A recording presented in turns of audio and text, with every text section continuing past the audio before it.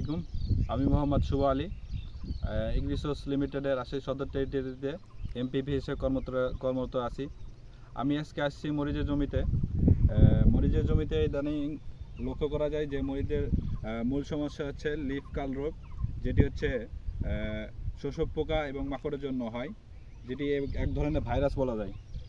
তো এই যখন এই কার্ল লিফ রোগের আক্রমণ কীরকম হয় সেটা আপনাদেরকে দেখাবো। যে এই গাছটা শোষক পোকার জন্য, শোষক পোকা যে পাতার নিচে থেকে রস শোষণ করে মরিচের পাতাগুলো কুঁকড়ে যায়, এবং এই মরিচের পাতা কুঁকড়ে গেলে মরিচের গাছটাও নষ্ট হয়ে যায়।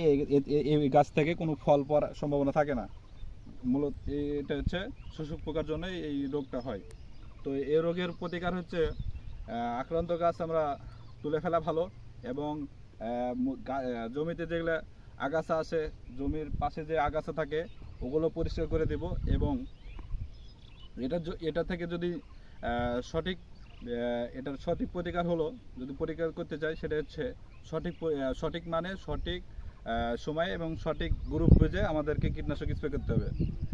তো এটার জন্য সঠিক কীটনাশক হলো অ্যাসিটামিড গ্রুপ এবং ইমিডাক্লোপিড প্লাস থাইমোথ্যাক্সাম প্লাস বেটাসাইফারমেথিন।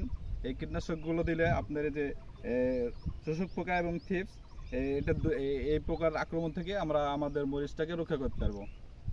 এবং সাজেস্ট করব এগ্রিসোর্স লিমিটেডের ক্যাসিনো প্লাস পুতিন, এটা আমরা ব্যবহার করব, এবং ধার্মোবিট আছে 80 সালফার।